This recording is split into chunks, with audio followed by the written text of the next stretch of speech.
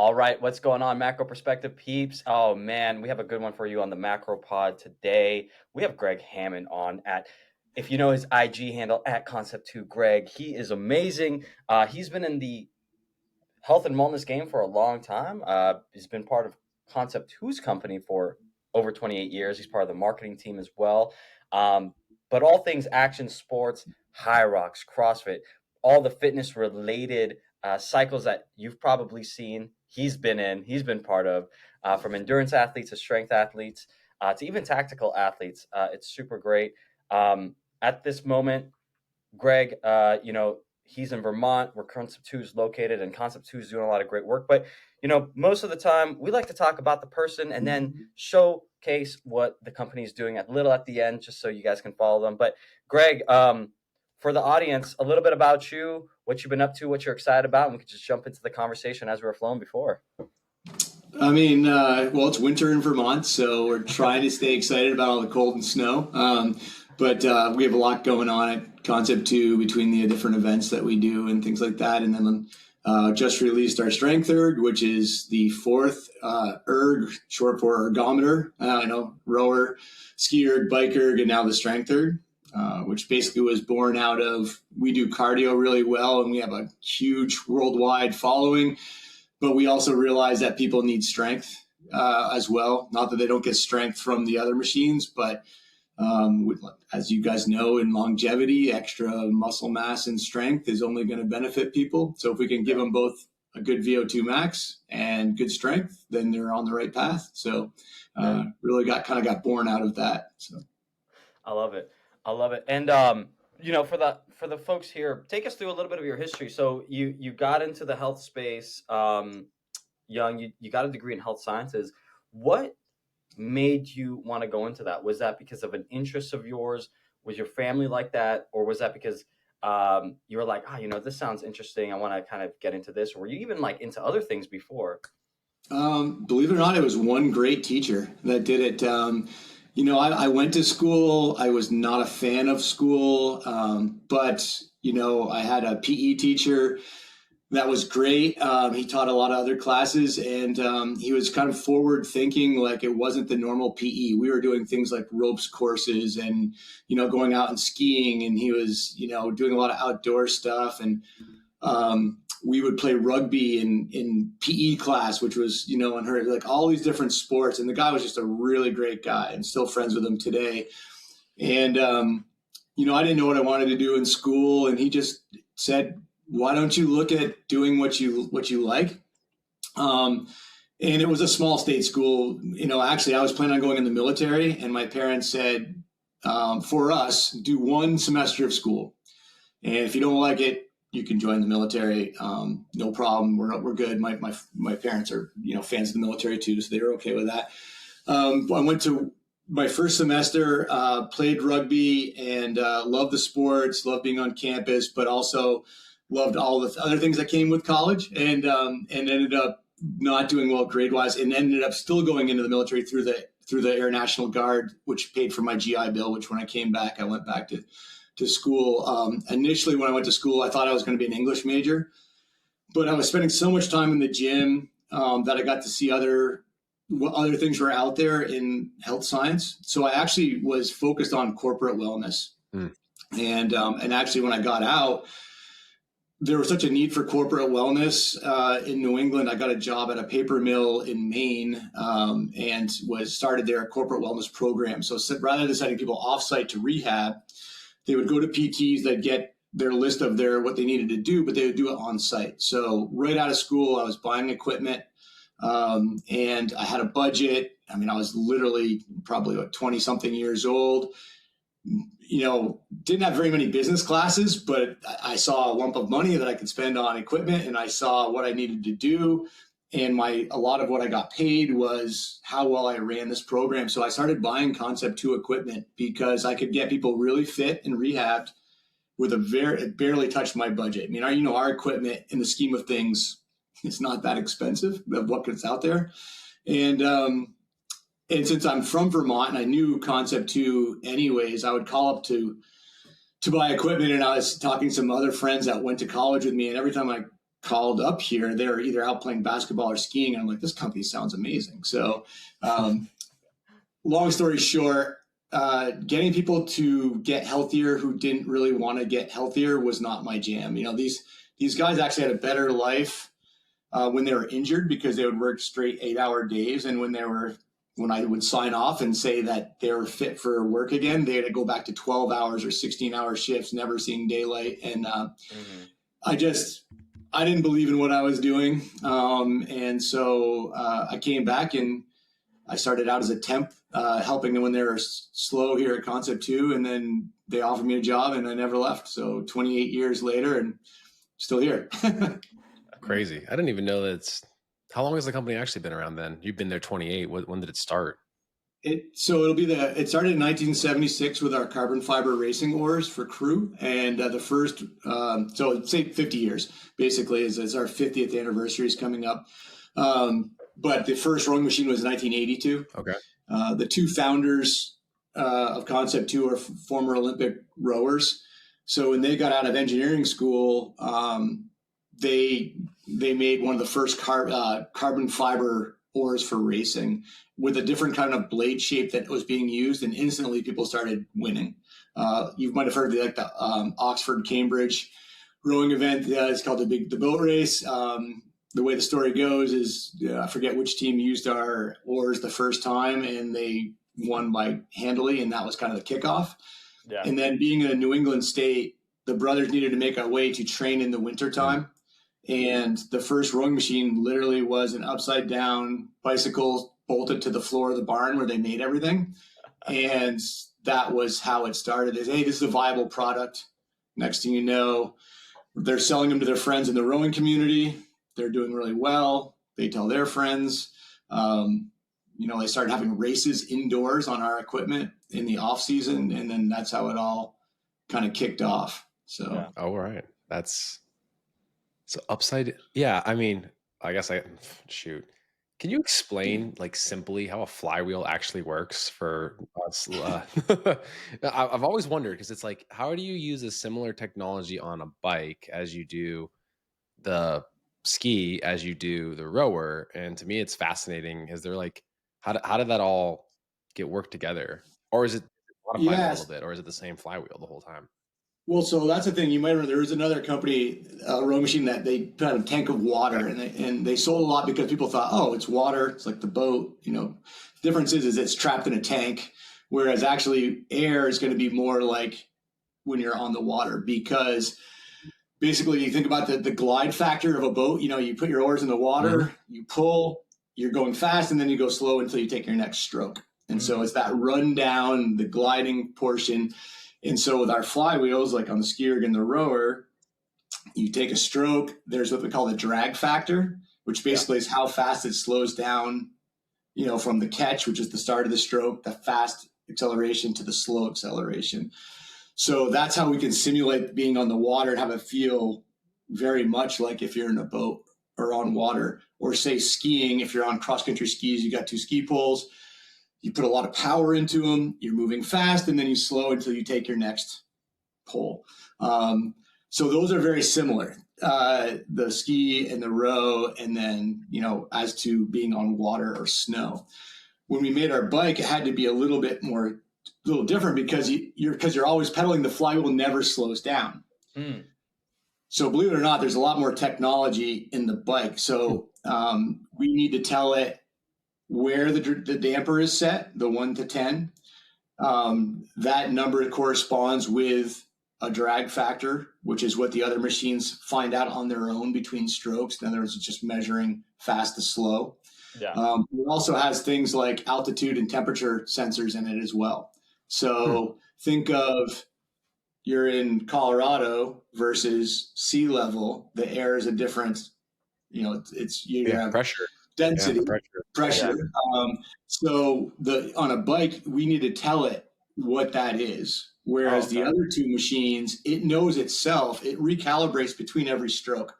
So when people say, oh, I've had my machine for 30 years, it probably needs to be calibrated. You go, well, actually, it does not need to be calibrated because it calibrates itself between every stroke. That's so funny.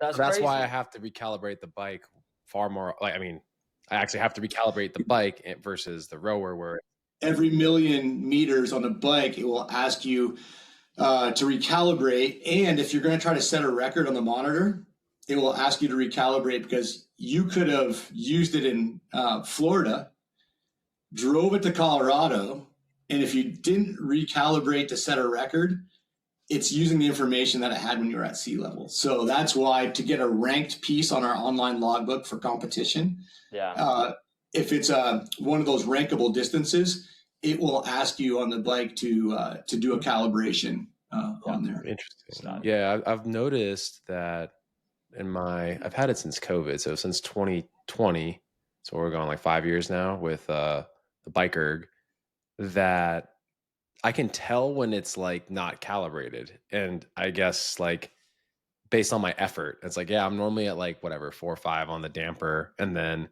I can tell I feel like it's low. Like I feel like it's not giving me credit for my cals. And then I was like, well, it'll prompt you to calibrate when it needs it on there. So a lot of it is people, where they set their drag for their damper based on their drag factor, and, things like that. But it should prompt you on there. I mean, it will definitely prompt you if you enter in a distance that's a rankable piece on there. Yeah.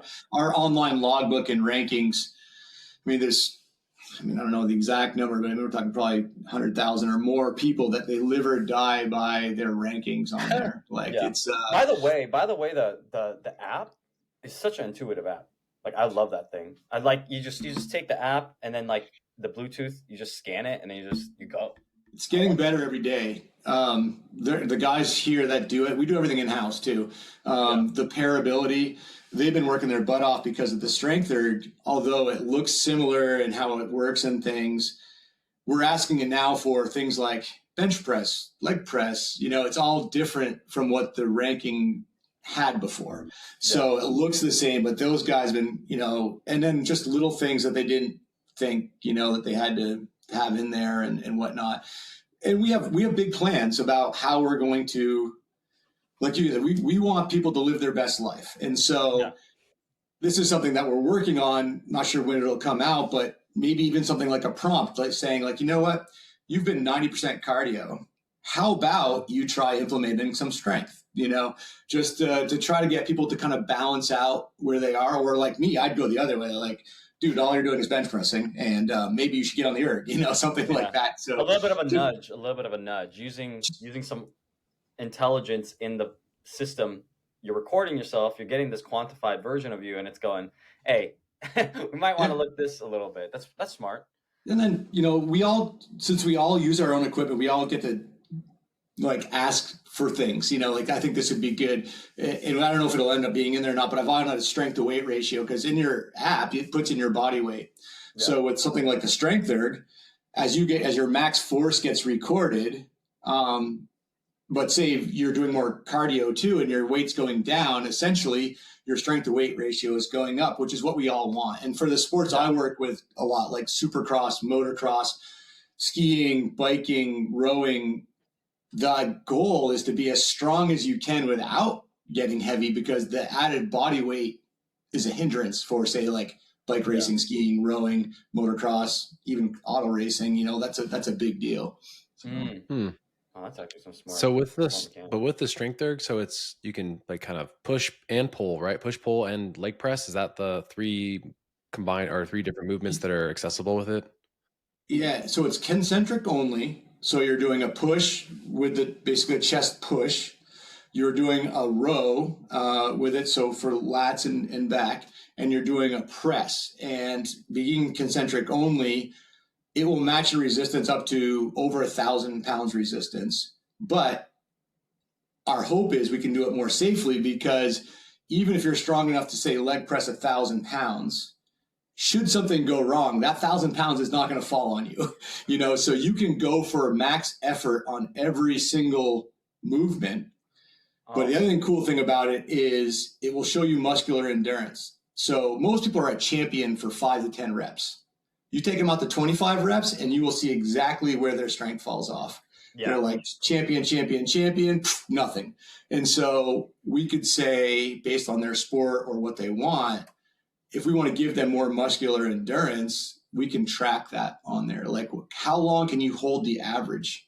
So say, for instance, you set it for 10 repetitions.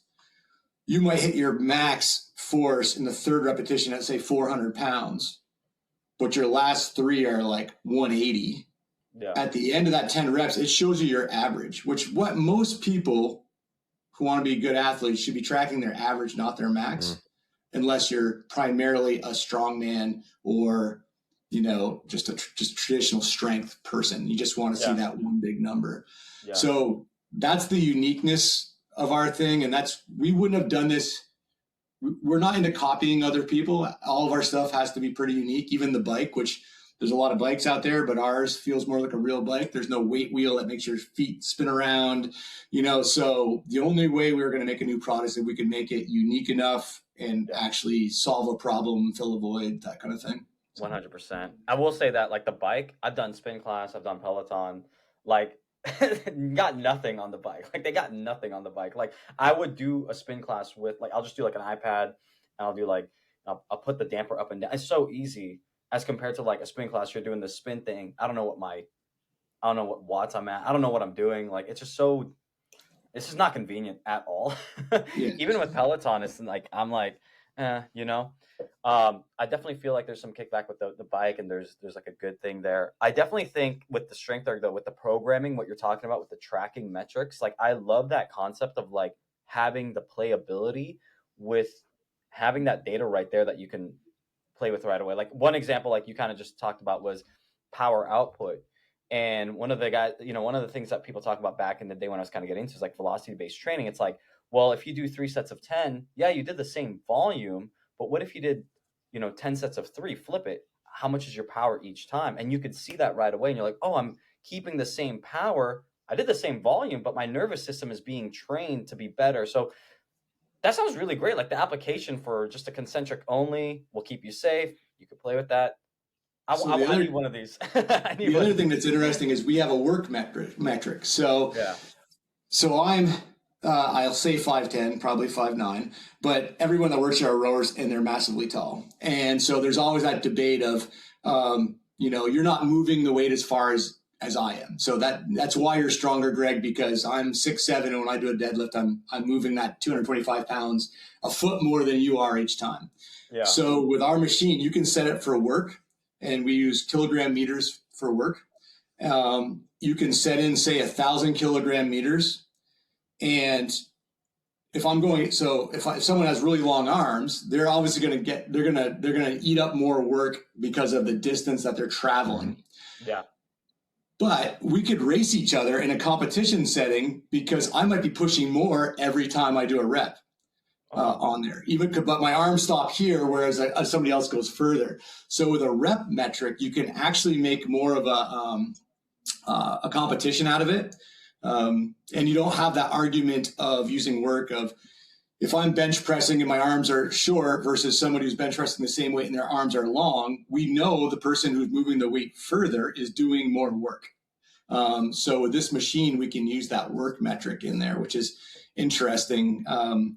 It screws me because I'm the small guy here. And we've done this in testing.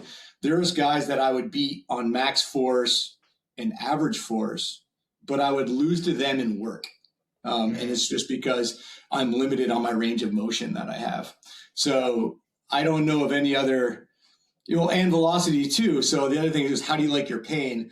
I could do 15 repetitions at a really high force, or somebody could do half that weight and go twice as fast and get to the same amount of work that I did on there. So, that's going to be our challenge, is getting that to the layperson.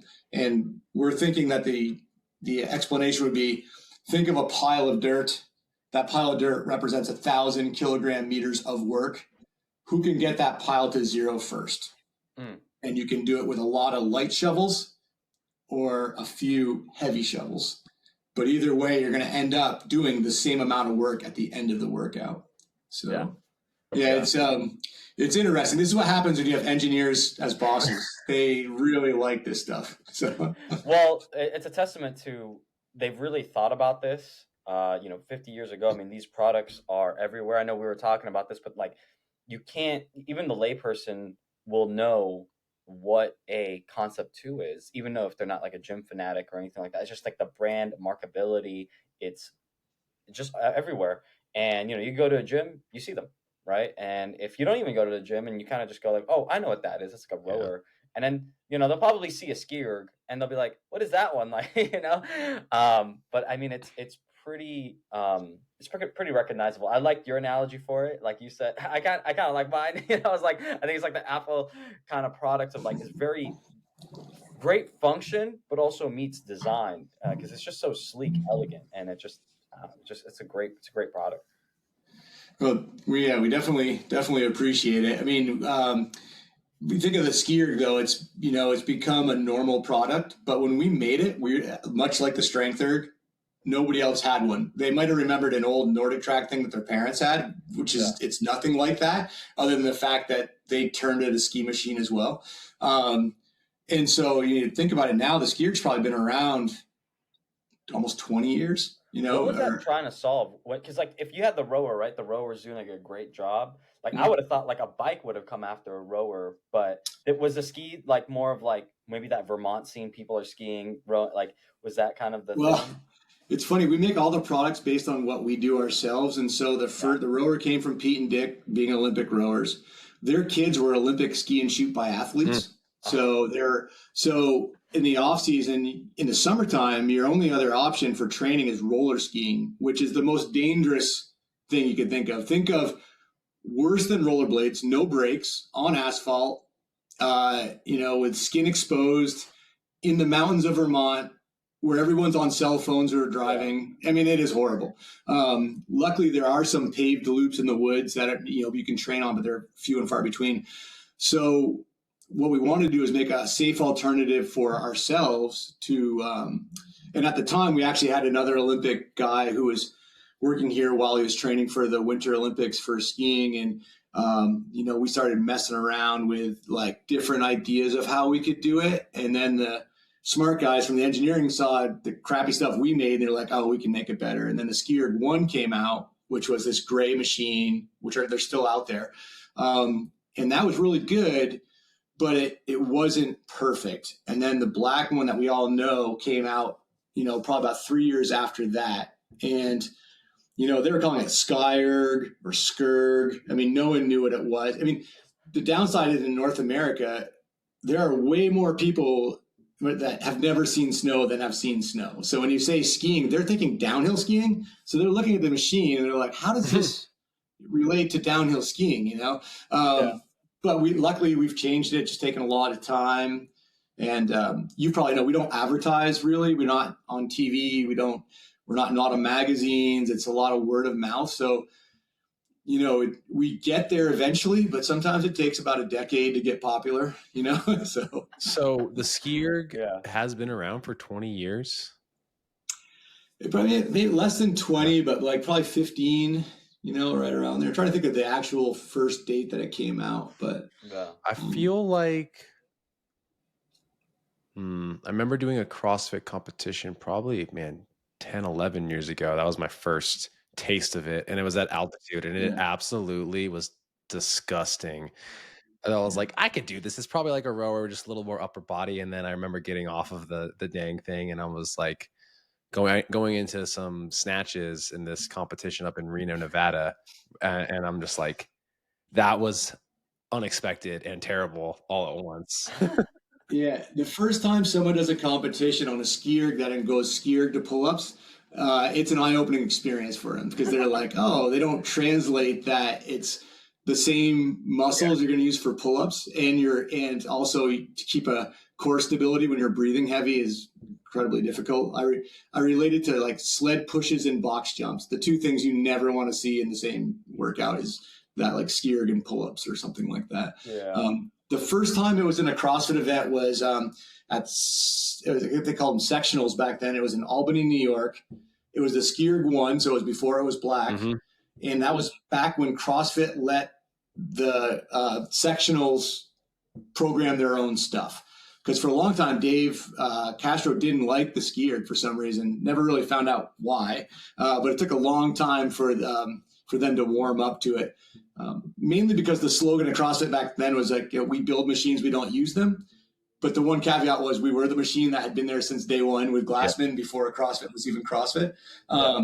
So they were slow to implement other machines. I think part of that though is just then if it became as widespread as like rowing, right? Like you said, like it was like you guys kind of came up together in that sense, or to me, it's kind of synonymous. I was like, every gym is using a Concept2 rower that's a box, right? Therefore, when was the first time they even actually used a rower in like the open? You know what I mean? Because then that assumed that every gym had access to your piece of equipment. I feel. So that was crazy. Well, first of all, so Glassman just had his online like Word doc CrossFit way back. I think the rower was in the very first workout ever. So well before the games. I remember when we met Greg, it was at a trade show, believe it or not, like an URSA or something like that. We had no idea who he was. And he just chatted and told us about this thing he had going on. And we're kind of like almost ready to blow it off. It was like, what is this all about? But then, thank God we didn't. I think the first, well, we were at the first games in Aromas. We've been at every CrossFit games. But when they first put it in an open workout, like in South America, I forget where it was, Peru maybe, they had one machine for like 9 affiliates and they left it like kind of like in a town square and people would just come through and do their workout on it. And they were saying that it was basically going nonstop for like 4 days just because people needed to get their workout in on it. So they all shared the rowing machines. That was almost 11 years ago. It was 14.4 was the first. I had to Google it really quick. Thank you, AI. Yeah, but like obviously you probably had it in some of the competitions, but to then assume that everybody has access to it, like you just said, that's a funny story. That international competition. Well, I'm wondering, Greg, if like, sorry to interject, but like I'm wondering like what were the other rowers that were on the market at this time? Because like I don't know any other. I mean, back then that water rower company was still around, water rower, and then there were piston rowers. Precor had like that arms that had like these like the same kind of pneumatic things that are on the hatchback of your car, that kind of thing. So there wasn't a lot of machines that were being used for actual on water training. There was one called the Gamut ergometer that like Harvard used back in the 40s. It was like a ratchet. It was basically a big ratchet is all it was. So we were kind of the first ones there. I don't know how you scale those, like engineering wise. I think that's where Concept2 came in. It's just like sleek engineering, simple, movable, and it doesn't seem like it just needs so many like repairs. Because I've seen some of these old rowers you're talking about, and I'm like, I've never like even the NordiTrack has some like these techno rowers and stuff, and I'm like, I don't see that being scalable like the way. No, I mean if you look at the original upside down bicycle in the barn pictures that we have on our website on our history, that bike to the Model A, which was a bicycle rim with a cluster of gears and a weight that was hand welded here around it with plastic cards in the spokes, that was the second generation. Then it was Model B. We aluminum casted a flywheel. And then we went to the Model C, which is a little bit more similar to what you see now, but it was in a metal enclosure. And the downside was people said they went from metal to this big durable metal thing to plastic. And it wasn't that we were trying to make things cheaper, it's that we could make it quieter with the radiuses being different that we couldn't get in metal. And so that was the Model D. And that's similar to what today, if you buy a RowErg, it essentially is the Model D. But I mean, there was a good decade between the letters, so they're around a while. But I feel like people are like stealing like your model now. Like every like steel kind of company that just like copycatting like the best right now. I mean, it's flattering. It kind of sucks because way back when we didn't do a lot with international patents because we didn't know there was going to be a need for it, So that was one thing. What I was going to say, though, when we first met Greg Glassman, and I was first exposed to CrossFit in about 2007, 2006. there was about 100 affiliates, I think, at that time, roughly. Yeah. And if you had 3 rowers, you were the affiliate. If you had more than one, it wasn't until Reebok came involved that you would start seeing affiliates starting out with 10 or 20, something like that. So it was slow to grow on there, but yeah, it was fun to see. When I first started working the CrossFit market, I think I knew all the affiliates by name because they were calling to buy more as CrossFit started to grow. So I could kind of get a sense of like CrossFit San Diego and some of these CrossFit Boston, some of these ones that were the original adopters. I got to know the owners just because every other week they were buying one more, and one more. And so you talk to them on the phone and stuff. So it was cool to see the growth. Yeah. Yeah. That's funny because now it's like a mainstay, and I'm like thinking about the product, and then Seamus mentioned the imitators out there. Like, think it's, what is it? Goodness. Oh my God. Like Schwinn, or like I go to EOS for like my normal workouts these days, and they have like Schwinn rower and Schwinn ski ergs. And so that we were preparing on that for High Rocks because it's what was available. We're not at a box. And then the day of the event, my partner goes like, these machines are way worse. Like it hit way harder. He's like, why did it feel like we weren't getting anywhere? I was like, yeah, because these ones are, kind of. Well, the big thing was the accuracy too. Yeah. Like you could be on a ski erg here or Germany, Poland, anywhere in the world, and it's our accuracy. A lot of these knockoffs to save money, they're more of just counting magnets going by, and they're not. They don't have the internal like mathematics that we have. So that's why in a competition where there might be cash prizes, anybody could make the argument that lane number 1 is different than lane number 2 than lane number 3, because our machines are either helping people make or not make an Olympic team by hundreds of seconds. We put a lot of pride and work into saying you can trust what the machine's telling you, and it's down to hundredth of seconds, tenths of seconds, stuff like that. It's the same, and that's why we can do the online stuff too. That makes sense. Yeah. I have a question because you just talked about like magnets, and like I got an assault runner recently, and it uses like a magnet with a console. I can't for the love of life for me know what 400 meters is on that thing. And I'm running tracks, I do the track 400 meter. I'm like, I know my time, I know my pacing. And I'm like doing a 400 meter on there. I'm like, why is this taking either too long or too fast? My question is, I don't know if this is ever going to be on the Concept2 map, but will there be like a runner that you might think of? Or I know you just made the StrengthErg. This just dropped, guys, but this is like a thought of mine. We never say never, and they do tend to respond to what we ask for. And there are a lot of us that are runners, trail runners. It has been asked for a long time. I actually think we could make an excellent runner. And I've used Woodway, I've used Trueform, I've used Rogues, I've used the Woodways, and the hardware, the track itself, the machine itself is fine. Yeah. But I would cut off an arm to have our monitor and our technology on there. But I also don't make those calls. I can only ask and hope for the best.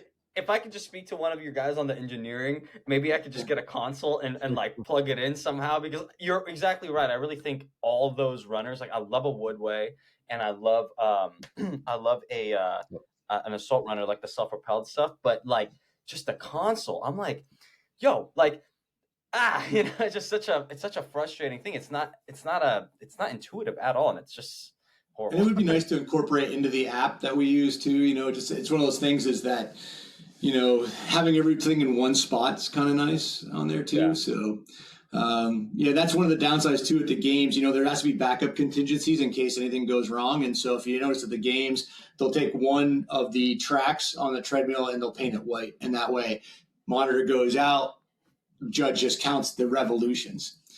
And, their solution in a rower is that, we'll just count how many times I go back and forth. And that doesn't make any sense because, I could go back and forth really fast and put very little effort into it, and I could still be getting there. So unfortunately, we have a lot of extra pressure on us to make sure things always go right when we do it. Luckily, we've got a lot of years of practice, but it doesn't make it any less stressful. So yeah. And let me ask you this, Greg, because obviously rowing was like your guys' mainstay. It's where everything got started. Have you used Rogue's rower? And because I have not, do you feel as though, I mean, what do you think about them coming out with a product that's like, quote, directly in competition with one of yours now versus like they made their bike, which it's like a completely different feel than an assault bike. So everybody knows that there's like these differences, but like, is there a difference on their feel of their rower versus yours? I mean, we always say that we don't comment on other people's products and stuff, but I have tried it, and I mean, they did their homework. Yeah, it was a little bit of a painful experience being that our relationship was so good for so long, but it's also hasn't affected our sales as much as we thought it might. I mean, people are still there's not enough difference in the machines and stuff, and people are used to what they're used to and stuff. But and I feel people I think want stuff made in the United States still. That's the thing too. There's a lot of people like, you know what, it's a little bit more. I'd rather have something made in Vermont than overseas or something. So that makes sense. Yeah. Well, I didn't even realize that that actually is not made in the USA, and that was a big thing that they were prided on for certain bars for forever was that made. Well, and they still do. They still manufacture a lot of their products in Ohio. It's just certain things are not. It says it right on there that like the rower is not. I actually, the fact that you just said that, it's like, oh, okay, well, yeah, the American made, support America. Like again, I definitely feel like again we're in a whole new era after what we've all been through for the last 4 years. So it's and they're businesses, they have employees they got to pay and all that stuff, so it's just it's one of those things, we get it. So. Well, one of the things too though is talking about these products and talking about competition. I want to bring it back there for a sec, Greg. Is like there are so many things coming out in terms of competition. I mean, just right before this call you were talking about the World Fitness Project, High Rocks, tactical games, CrossFit games, like that's just kind of starting up. I feel like these products have just been mainstays and has just been so reliable and moves with the times. Like, and you were saying, hey, there's so much pressure on you because there's money. Maybe sometimes like a new product like this, like even though it's great, I don't know if it's had as much testing in the competitive landscape. So, you kind of have to take that as is too. Yeah, the StrengthErg, we're not even going to push for competition for a while. We want to make sure everything's perfect, stuff like that. And although we say that, but I can't go, if I went in the workout room right now and someone saw me pressing, 4 other guys would follow me in and try to beat me. So, I mean, competition is going to follow the strength machine. We just want to make sure that it's bulletproof, when we do introduce it. And it would be kind of neat. You might have seen CrossFit Games when we did the marathon row. We've got the Jumbotron and you can see the lanes and, your little piece moves along. I mean, we could essentially do the same thing with strength or work. So instead of rowing, you're going to be bench pressing until you go from point A to point B, and whoever gets there first wins, that sort of thing. We haven't done it yet, but the possibility is there. And then even if we sell a lot of these, Seamus, Marcos, and myself could all have StrengthErgs, and we could be on the app and essentially go against each other from our respective workout rooms as well, So that would be pretty unique. Yeah.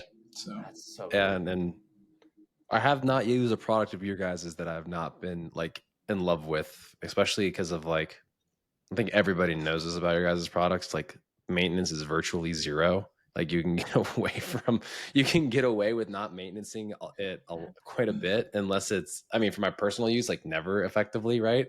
And I know I can go out there and it's still going to run fine. And that's even with like Vegas summers and all that stuff.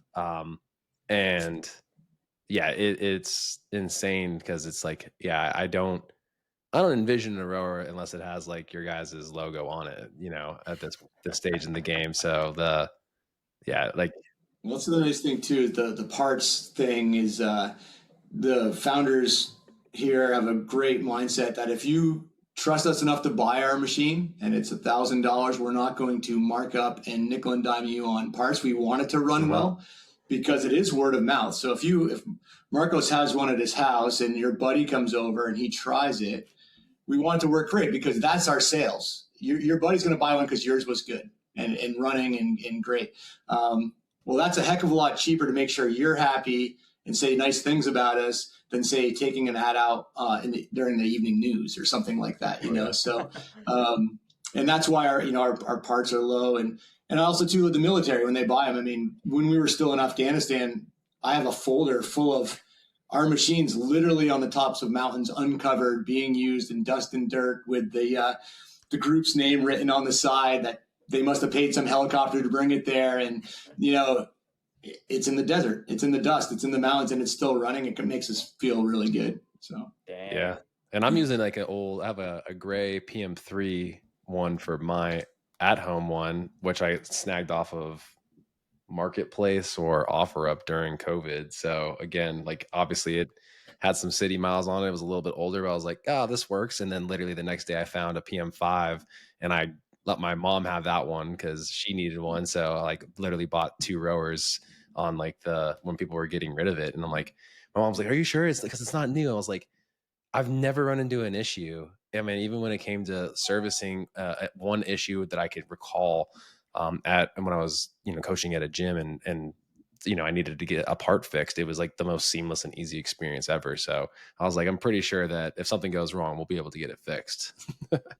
Literally, when you call, you're calling one of my coworkers just down the hall, and you're going to talk to somebody who works here in the building. So yeah, we pride ourselves on that, and everybody here, for the most part, works out, uses our equipment. If they don't know the answer, they'll literally lean out and talk to the person next to them. And, so yeah, we really, our customer service is probably one of our bigger selling points when people call up, which is kind of nice. And I mean, and I worked my way through, I shouldn't say through, everyone here's level. We're not like a normal company. We don't have levels or anything like that. So the guy making the ore is at the same level as the guy in marketing, is the same person on customer service and all that stuff. And most of us could interchange with anybody at any one time because we've all been here a long time. So, well, yeah, it speaks for itself. That's great. I love that I love that company culture. That's great. Yeah.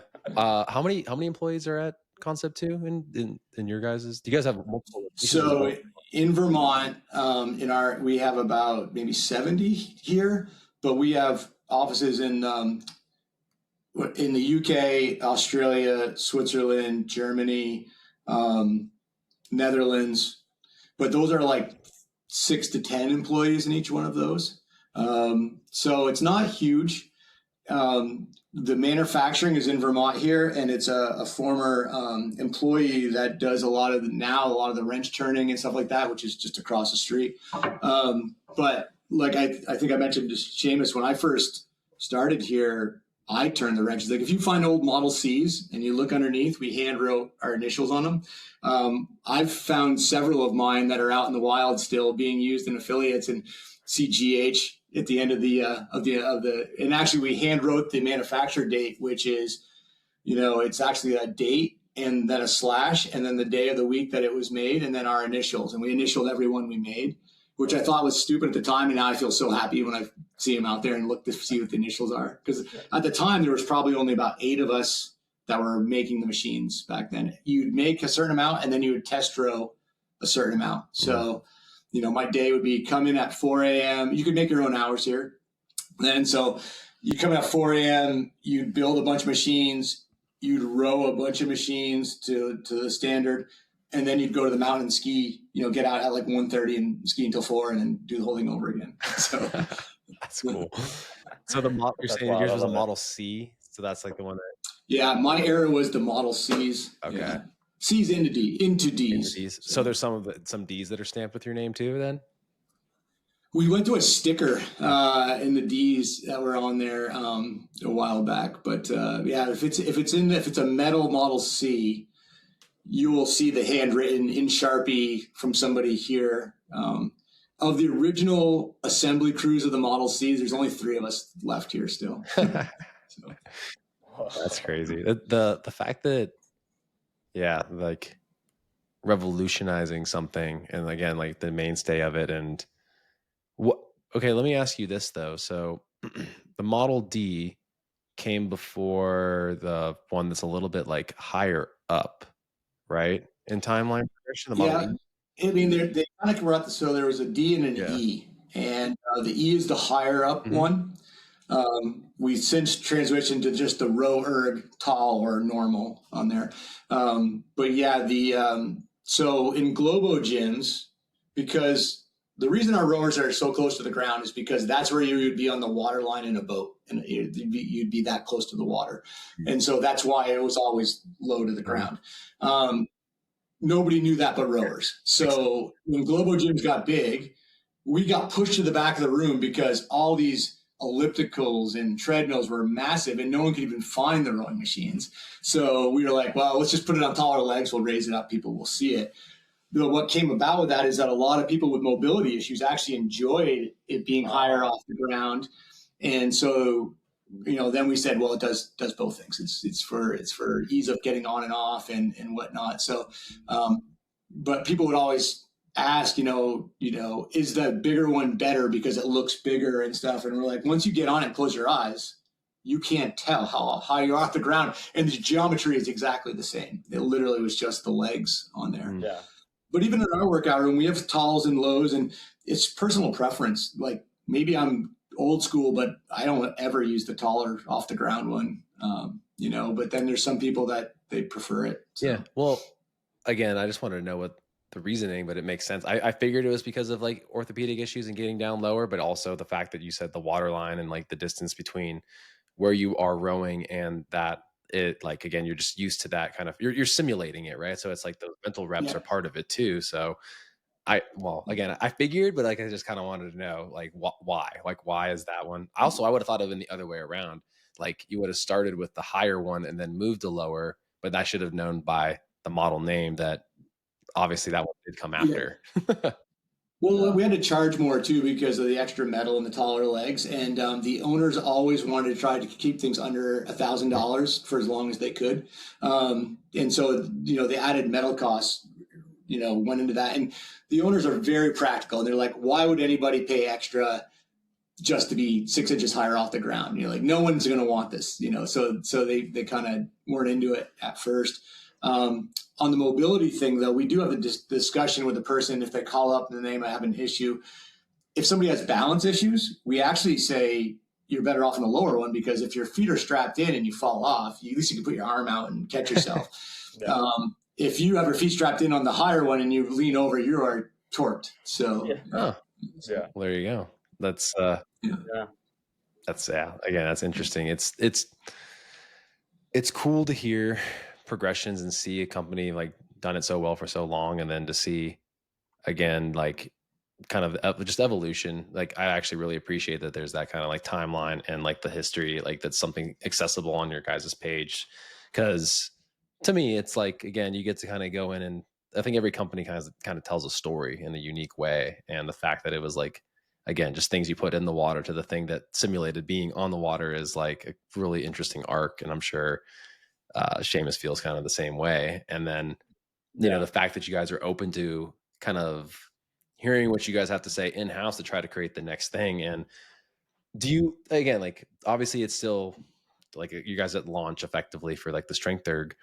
Do you feel as though adoption in like a CrossFit setting will happen? Like it'll be like, start with like 1 or 2 of them because you can kind of get some different stimulus out of it? Or what do you guys see happening with that? Because it is such a unique thing. So we've seeded it in a couple of affiliates. Like if it gets used in affiliates, it won't be to the extent, I don't think, of the StrengthErg and the rower, and it wasn't made to do that. What we're finding out is for coaches to evaluate strength safely of new customers, it's great. They come in, they get the tour, they sit on the StrengthErg, they get some base numbers to see where this person is for strength, to kind of give them an idea of how to get them rolling in their strength training. Yeah. And then also it's going to be for use as a scalability. So, you might, instead of doing, I don't know, like a bench press, you might do this because you don't have the eccentric. So for anybody with poor shoulders, you're going to be much better on the StrengthErg than, say, laying on a bench or floor pressing or something like that. Same with somebody might not be able to squat because they don't have the stability, but they can leg press on the StrengthErg just fine. Yeah. So having one in your affiliate for those two reasons alone makes sense. Now, are you going to have a row of 10 of them? Probably not. Yeah. Unless you get these affiliates that are getting really smart and offering erg classes because they already own the ergs. Mm-hmm. Yeah. And so people who are not into CrossFit and High Rocks, who just want to get fit, between their CrossFit class at noon and their CrossFit class at 5:15, they have a 4:00 erg only class. Yeah. Well, then that makes sense. Then you can get people pretty fit with just 4 different ergs. So that's amazing. Well, my mind just started rolling. Marcos, thank you for that question. Greg, great answer. I honestly start thinking about this. So we do a lot of clinical exercise testing with our clinical practice all around the world. I think this is probably one of the solutions we've been looking for, Marcos, because you just said it so well, like a really safe 1, 2, and 3 movements. There's normative value on that. There's data on that. It's digitized. You could rank it. You could be like age group, if you're 80, how do you actually rank against another 80-year-old compared to a 20-year-old? Like my mind is turning, like I need to get my hand on one of these and we need to get it in Beverly Hills because first off, Beverly Hills is like, we could try something, we could adopt it, we could play with it, test it. You have space too. Yeah, we have the space.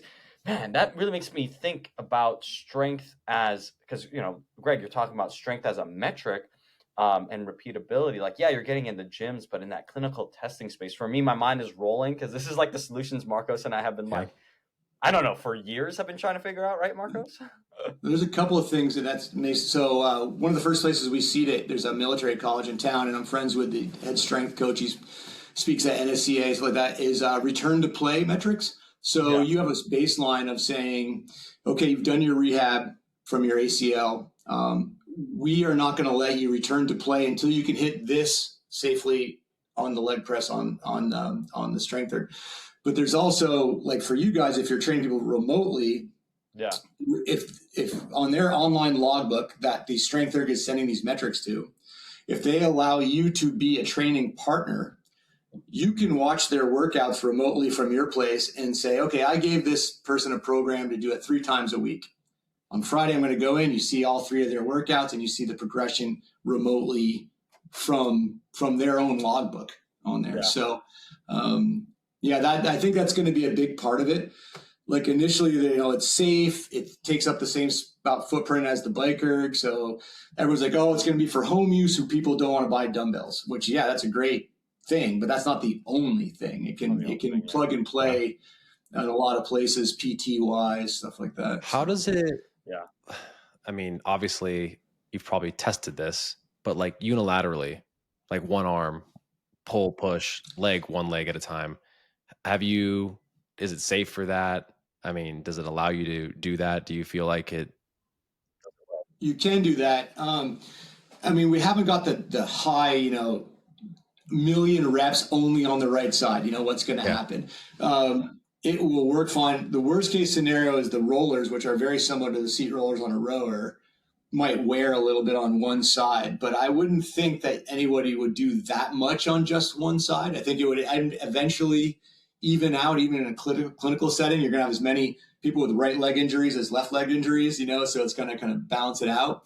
But one of the first things I did on the leg press, because I had some ankle surgery years ago, is I did 10 reps on my right, 10 reps on my left, looked at my average on both. Luckily, they were pretty similar, but I'm like, man, if somebody came off ACL surgery and I knew they had this massive quad on the good side, well, then you're looking at it, what's my discrepancy left to right? And how much should I train the injured limb to match the good limb before I let them go out and say, practice with the team or something like that. So, I mean, this is stuff we're going to lean on you guys, out in the community to test. And I mean, we get most of our best information on our equipment from out of house, from people who are using it in a practical setting. Because in my head, I'm visualizing like on the rower, there's been that like adaptive athlete that uses that single arm thing that like, obviously it's hard to pull on one side because of the way that the chain works, but they've made that little extra handle that goes so that it's in the middle and they can use it as part of their training program. So I think it's just people getting crafty with that kind of thing. It is. And we work really closely with the adaptive community, and something as simple as when the StrengthErg came out, I've got several friends in wheelchairs that compete in CrossFit and things like that. And when it was coming out, I had to bite my tongue. I couldn't tell anybody StrengthErg was coming out, but I'm like, oh man, you guys are going to love this, when it comes out. We brought it to, it was like the first game at Carson, I think. We had it there, the original StrengthErg. And I got it all set up in the booth, and my first buddy wheels over, and he looks up at the handles. He's like, see a problem with this, Greg? I was like, God damn it. We didn't think handles need to be lower. So then we came out with like the handle hooks so that the handles come down. So we are very reactive and take it very seriously. If somebody in the adaptive community needs something on our piece of equipment, then we're quick to either do it ourselves or lean on a company like Equip Products that makes great products across the board to adapt, things to the machine. So. Yeah. Wow. That's awesome. That's awesome. But yeah, Seamus, you're right. I didn't even think about that being the standard that we can kind of look at and try to lean into and at least pilot it somewhere. I mean, Beverly Hills is always wanting to pilot things. Yeah. So Greg, like I was saying, but like for Synergenics, most of the folks, they kind of clone off of what Beverly Hills does. We test a lot of new things and we'll push it out there. And I'm always trying to like figure out, okay, when it comes to longevity metrics and talking about normative data, like first off, some of these data are like kind of old. So it's like, we kind of need to, we're in 2025. We need to bring in some tech. We need to bring in some artificial intelligence. We also need to bring in scalability and repeatability. Why not get like a small machine like this, as big as a bike, right?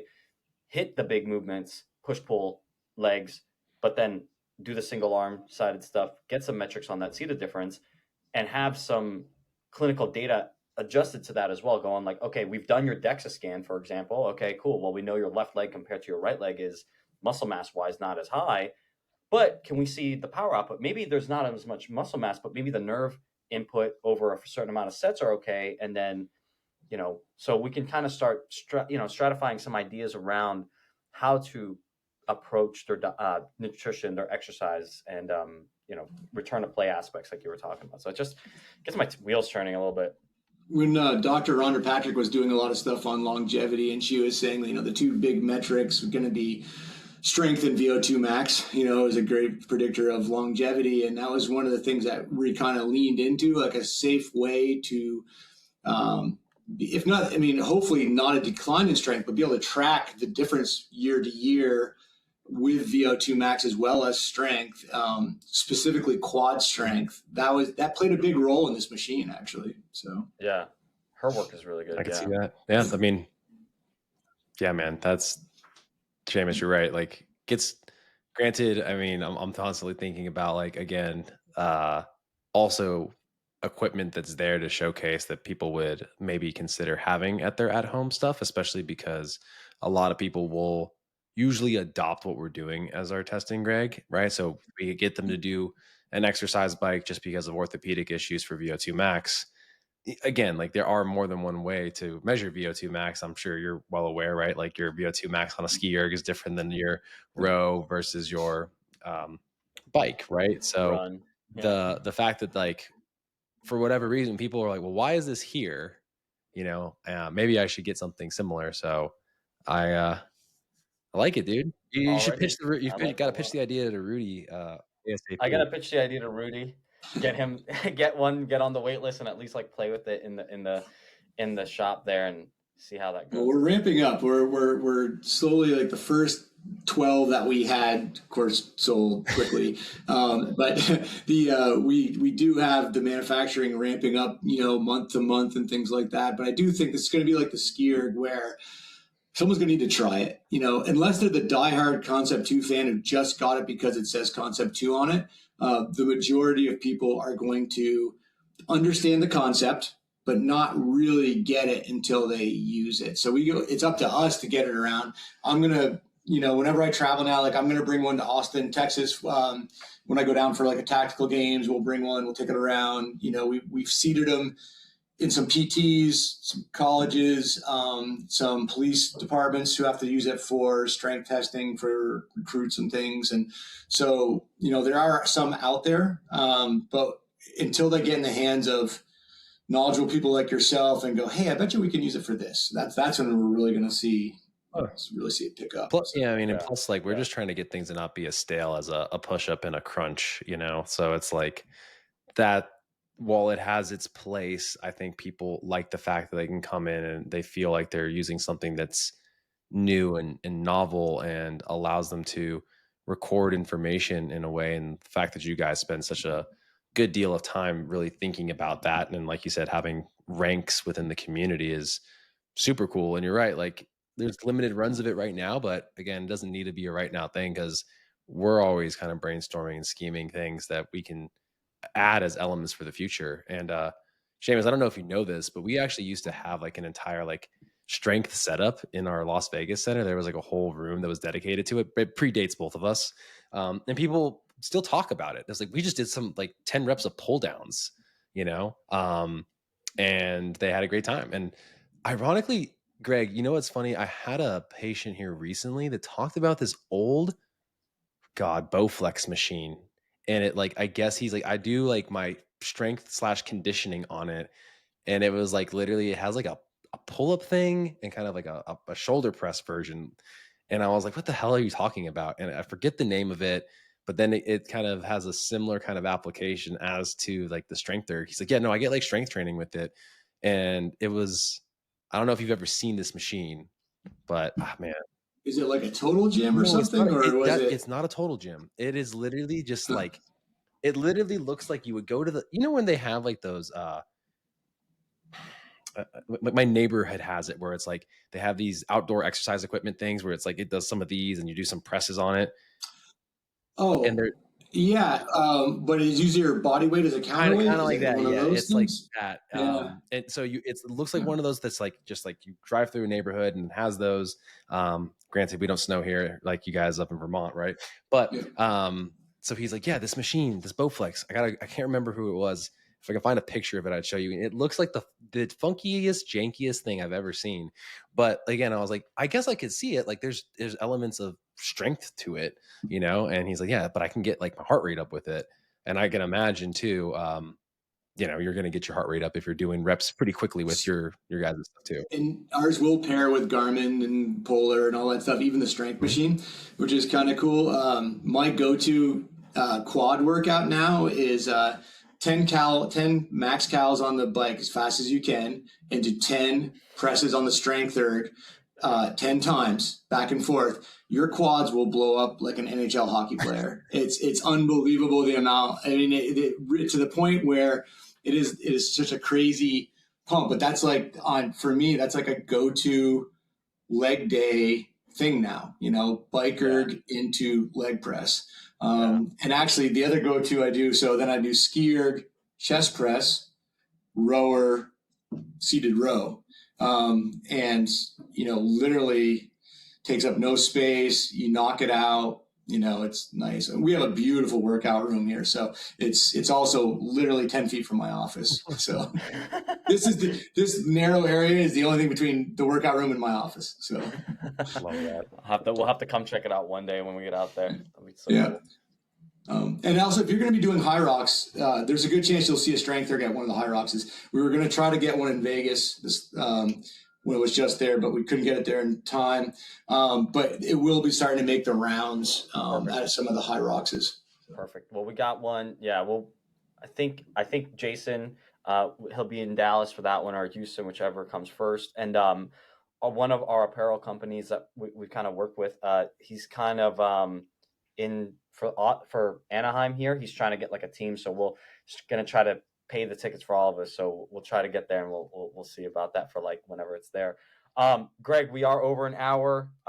Marcos, maybe any last questions so we can be respectful of Greg's time here? I mean, I think we kind of covered everything. Again, like it's just cool to hear people so passionate about continuing to create something that, again, is, in all honesty, this thing has shaped me. Like, I mean, like went and started CrossFit. I remember being in college and seeing people running and rowing, and pulling out that dreaded rower for my first couple of days. And I was like, again, 15 cows, man. I was like, all right, we're going to do this today. And to watch something and then think about it, like, too, like, again, like, basically, like you said, Greg, the fact that, now like the gym will immediately kind of think about when they outfit something. If you were to open up a brand new CrossFit, right? You're like, I need 10 of these things. Or even High Rocks. Yeah, High Rocks affiliate. High Rocks gyms that they're trying I to kind do of love now. the functional fitness community as a whole, right? Like if you're opening up something, you probably need 10 of these RowErgs kind of like instantaneously. And like you just said, you're looking at like a 10 grand kind of fixed cost, and you immediately got to budget that into that. And then if you want to get a little more niche, then you're like, okay, do I add a couple skis, a couple bikes, and then with the goal of kind of looking at like how much footprint does that end up taking up? And I think that's the other thing too that I appreciate. Like I can easily store these things, both of them. It's not overly cumbersome. You guys think about it. Your engineering guys that thought of that, like, hey, it can stand up, and it literally just tucks away and takes up whatever that footprint is, 2x2, basically. It's we've always been amazed. Like before I worked here and I was buying equipment, when I said I had a budget. So at the time, a good commercial treadmill was almost 10 grand. Yeah. I got 10 rowing machines and had money left over, and I could have a class of people come in, 10 people versus one. And so that was always the thing that never really left me, is like, if you're going to open a gym and you want to get as many people through, because each person, the more people you have coming through, the more memberships you sell, you got to get them all on equipment. It is probably the most economical way, other than having a running club, that you could do it. So, and the other thing we could say is that, so before CrossFit and functional fitness, and it was just in like the Globo gyms, it was always an older person just using it to warm up.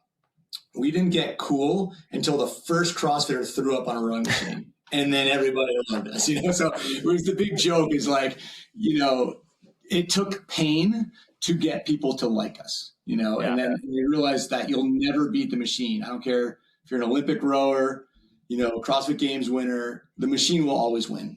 It's endless. I love that thing. I mean, the programmer in me is always like, man, how could I do this today? Like, you could do cows, you could do meters, you could do for time. Like, I've just never, it's just the possibilities are endless, and it's always fun. I'll do like a biker skier combo since I have both. If I go to the gym, I'll do this, I'll do the RowErg. But wait, I do have one last question. Greg, one last question, Jamie. Yeah, go ahead. I need to know your best splits or your best times for like 1K, 2K, Greg. I'm not going to tell you, because those were so many years ago that it would be wrong of me to tell you. Everybody knows that their greatest of all time was when they hit their 2K row. What's your 2K row time that you best ever? I want to know. The best ever, and I was probably 30. It was in my 30s. I'm 55 now. So it was like a 6:52, I think, was my best. But again, I'm shorter. Yeah, I mean, you get it. So what? To be honest, of all the machines, the StrengthErg's my jam. I like that a lot. Like, I do the StrengthErg sprints every year, the 1,000-meter stuff. Low threes on 1,000 is good for me. Stuff like that. Like a 305, 310. What were you hitting for that 1K? 310, probably 310, 315, 312, like right in there. It's that's going to be really good for me. That's without actually training. That's like if I just go in and just want to throw down in there. But I'm built more for that than run. Like I do jujitsu. I like to grapple. The whole pull down thing is good for me at my height. So should have opened up with that, Greg. Should have opened up with that. Like, that's why I like the StrengthErg too, because I wrestled up to college and do a lot of jits, so it's fun. We sold more StrengthErgs the first 5 years to wrestlers than to skiers, even though it's called the StrengthErg. Yeah. Wrestling rooms where they would mount it to the walls around the mat. That's the hand fighting. That's just the pull downs, all that. Yeah. And then BJ Penn, when I was the first UFC fighter that I worked with, and that was the StrengthErg 1. And I actually went out and got to do a training camp with him when he was training for Diego Sanchez was his fight. And so they wanted a StrengthErg out there, and I said, I'll not only give you one, but I'll go out there too. And ended up spending the week in Costa Mesa when he was training at Ruka. And that's the highest wattage I'd ever seen was his brother. Actually, at the time, was like 800 watts was a max wattage on the. I think it's on YouTube somewhere. It's actually still. But, wow. Yeah, on the StrengthErg. Yeah, that's insane, brother. Oh my God. Yeah. So, but yeah, it's someday we'll talk about the action sports stuff. Yeah. But yeah, we've done well with MMA. Again, anything with a weight class is our jam. Strength to weight ratio. Yeah, that's perfect. Well, I mean, we'll definitely have to do a part 2, maybe a year or so from now, like, or when we get to revisit the StrengthErg. The StrengthErg.